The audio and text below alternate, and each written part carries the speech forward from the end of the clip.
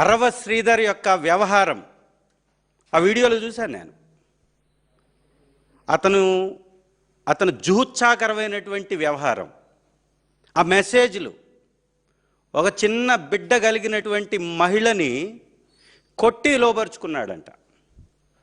ఆ మహిళ నన్ను కారులో అత్యాచారం చేశాడు, 5 సార్లు నాకు అబార్షన్ జరిగింది అతని వలన అని చెప్తే మహిళా కమిషన్ ఏం చేస్తుంది? స్పందించదా? చంద్రబాబు నాయుడు గారు వద్దన్నారా? హోంమంత్రి గారు ఏం చేస్తున్నారు? ప్రతిపక్ష నాయకుడి మీద ట్వీట్లు వేసి అపహాస్యం చేయడం, ఇదేనా మీ యొక్క హోంశాఖ కార్యక్రమం? హోంశాఖ అంటే ఇంట్లో ఉండే శాఖగా మార్చేసింది అనితమ్మ. వర్క్ ఫ్రమ్ హోమ్గా చంద్రబాబు నాయుడు గారు అన్నారు కదా, పోలీసుల్ని వర్క్ ఫ్రమ్ హోమ్ నుంచి చేస్తామని. వర్క్ ఫ్రమ్ హోమ్ అనేటటువంటి విధంగా పాతాళానికి పోలీస్ వ్యవస్థను తొక్కేసింది అనితమ్మ. హోంమంత్రి గారు సాక్షాత్తు ఈ రాష్ట్ర ముఖ్యమంత్రికి ఆ మహిళ సంక్రాంతి సందర్భంగా చంద్రబాబు నాయుడు గారు కుప్పం వెళ్ళి మరి అర్జీ ఇచ్చిందంట చంద్రబాబు గారికి. ఏమండి చంద్రబాబు గారు, ఒక మహిళ మీ ఊరికి వచ్చి, మీ దగ్గరకు వచ్చి, మీకు అర్జీ ఇచ్చి, మీ ఎమ్మెల్యే నన్ను ఈ విధంగా బలత్కరిస్తున్నాడు, నాకు న్యాయం చేయండి అంటే మహిళను పట్టించుకోరా? ఇదేనా మీ 40 సంవత్సరాల ఎక్స్పీరియన్స్? ఇదేనా 40 సంవత్సరాల రాజకీయం? ఇదేనా మహిళా లోకానికి ఉన్నటువంటి విలువ? ఒక కలెక్టర్కి అర్జీ ఇచ్చినట్టు, ఏదో 100 రూపాయలు పోతే అర్జీ ఇచ్చినట్టుగా, ఎవడో పొలానికి దారి లేకపోతే అర్జీ ఇచ్చినట్టుగా, ఒక మహిళ జీవితం, వివాహం చేసుకున్నటువంటి మహిళ, చిన్న బిడ్డ కలిగినటువంటి మహిళ, ఆ మహిళ జీవితానికి సంబంధించినటువంటి వ్యవహారంలో ఈ విధంగానా చంద్రబాబు నాయుడు గారు ప్రవర్తించేది? అదే మీ ఇంట్లో ఎవరినన్నా మహిళని అనకపోయినా కానీ అన్నామని చెప్పేసి బ్రహ్మాండం బద్దలైపోయినట్టుగా మాట్లాడిస్తారు. ఈ రాష్ట్రంలో ఏ సమస్య లేనట్టు, అది ఒక్కటే సమస్య అన్నట్టు అననటువంటి దానికి రాద్ధాంతం చేసినటువంటి చంద్రబాబు నాయుడు గారు, తెలుగుదేశం పార్టీ ఇవాళ ఈ మహిళ గురించి ఏం మాట్లాడతారు? ఒక మహిళని కుప్పంలో చెట్టు కట్టేసి కొట్టారండి. వాళ్ళకేదో అంతంత మాత్రాన డబ్బులేదో ఇచ్చేసి దాన్ని కూడా పక్కదారి బట్టి ఇచ్చేశారు. కోన రవికుమార్ గారు ఒక అధికారిని ఇబ్బంది పెడితే ఆముదాల వలస ఎమ్మెల్యే ఆ మహిళ బయటకు వచ్చి వీడియో రిలీజ్ చేస్తే చర్యలు ఉన్నాయా? ఇది ఈ రాష్ట్రంలో జరుగుతున్నటువంటి తెలుగుదేశం పార్టీ యొక్క పరిపాలన. సిగ్గుపడండి. ముఖ్యమంత్రిగా ఉండి, తెలుగుదేశం పార్టీ అధ్యక్షుడిగా ఉండి, ఒక మహిళ వచ్చి తన బాధ చెప్పుకుంటే అర్జీలు ఇచ్చి పంపించేస్తారా? ఆ మహిళ ఈరోజు బయటకు వచ్చేసి నాకు అన్యాయం జరిగిందంటే ఆవిడ మీద దాడి చేపిస్తారా? ఆవిడ మీద మాటలు తూలుతారా? ప్రెస్ మీట్లు పెట్టిస్తారా? ఇదా మీ యొక్క పరిపాలన?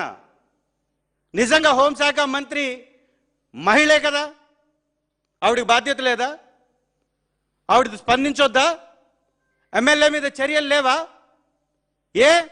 మీ తెలుగుదేశం నుంచి వచ్చాడనా? నిజంగా ఒకసారి గమనించండి మీరంతా. తెలుగుదేశంలో టిక్కెట్లు దొరక్క ఖాళీగా ఉన్నటువంటి వాళ్ళని పొత్తుల్లో భాగంగా సీట్లు ఇచ్చారు కాబట్టి జనసేనలోకి పంపించి ఎమ్మెల్యేలని చేశారు. వీళ్ళంతా నిజంగా మాట్లాడుకుంటే తెలుగుదేశం వాళ్ళు.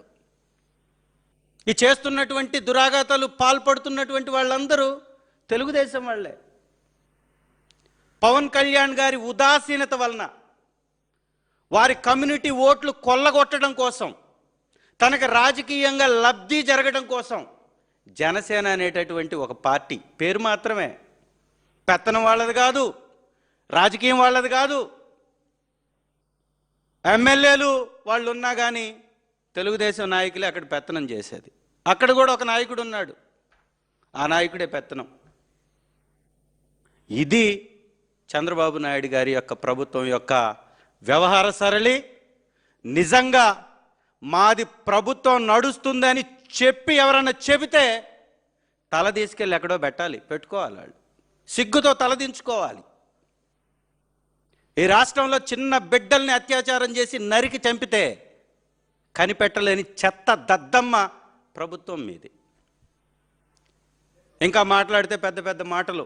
కూటమి అంట. ఎందుకయ్యా కూటమి? ఏ నాలుగు గిక్కోటానికా?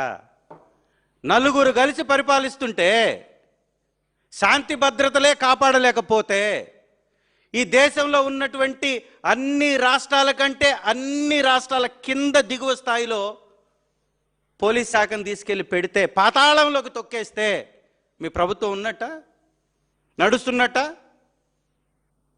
ఇంకా ఇది మంచి ప్రభుత్వం అని చెప్పేసి స్టిక్కర్లో ఈ వేదికగా చెప్తున్నా, ఇది మంచి ప్రభుత్వం కాదు, ముంచే ప్రభుత్వం, చెత్త పరిపాలన చేసే దద్దమ్మ ప్రభుత్వం. అందుకే ఈ తల్లి వీడియోలు బయటకు వదలాల్సి వచ్చింది. ఏం చేస్తుంది మరి? ఓ ముఖ్యమంత్రి దీనికి పరిష్కారం చూపించకపోతే ఈ వ్యవహారానికి ఏం చేస్తుంది మరి ఆ తల్లి? ఇవాళ బయటకు వచ్చి మాట్లాడితే నాగేందర్ అనేటటువంటి వ్యక్తి, జనసేనకు సంబంధించినటువంటి వ్యక్తి, విచక్షణ లేకుండా ఆవిడ మీద మాట్లాడతాడు. ఇంకా చాలామంది ప్రెస్ మీట్లు పెడతారు. సిగ్గు కూడా అనిపించదు వీళ్ళకి. మనం మాట్లాడుతుంది ఏంది? ఆ జరిగినటువంటి మహిళకు జరిగిన అన్యాయం ఏంటి? సుగాలి ప్రీతి అని మీరు చేసినటువంటి రాద్ధాంతం ఏంటి? ఆ కుటుంబానికి మీరు చేస్తున్నటువంటి అన్యాయం ఏంటి? మీ ప్రభుత్వంలో సుగాలి ప్రీతికి జరిగినటువంటి ఘోరం ఏంటి? అన్యాయం ఏంటి? ఇవాళ అదే అన్యాయం ఈ యొక్క మహిళకు కూడా జరుగుతుంది. ఇది వాస్తవం. కాబట్టి చంద్రబాబు నాయుడు గారు కానీ, పవన్ కళ్యాణ్ గారు కానీ, లోకేష్ గారు కానీ, హోంమంత్రి గారు కానీ ప్రచారం చేసుకోవడం కాదు, దావోస్ మ్యాన్ అంట. ఏమయ్యా, ఇన్ని సంవత్సరాల నుంచి ముఖ్యమంత్రిగా ఉన్నటువంటి వ్యక్తి దావోస్ నుంచి ఇతర దేశాలకు సంబంధించినటువంటి ఎన్ని సంస్థలను తెచ్చారు? పక్కనే ఉండే కంపెనీలు, ఆంధ్ర రాష్ట్రంలో తాడేపల్లికి ఇటు అటు ఉన్న కంపెనీలను తీసుకొచ్చి మేము తెచ్చామంటాడు. ఒక్క కంపెనీ, ఇంటర్నేషనల్ కంపెనీ దావోస్ నగరం నుంచి ఎప్పుడైనా ఒక ఎంఓయూ చేసుకొని ఇక్కడ కార్యకలాపాలు జరుపుతున్నటువంటి కంపెనీ ఒక్కటి ఉందా? రాయలసీమ ఎత్తిపోతల పక్కన తెలంగాణ రాష్ట్రం ఆంధ్ర రాష్ట్రానికి అన్యాయం చేస్తుంటే మాట్లాడలేనటువంటి దద్దమ్మ పరిపాలన. ఏమన్నా మాట్లాడితే పోలీస్ వ్యవస్థను మా మీద ఉసుగొలపడానికి.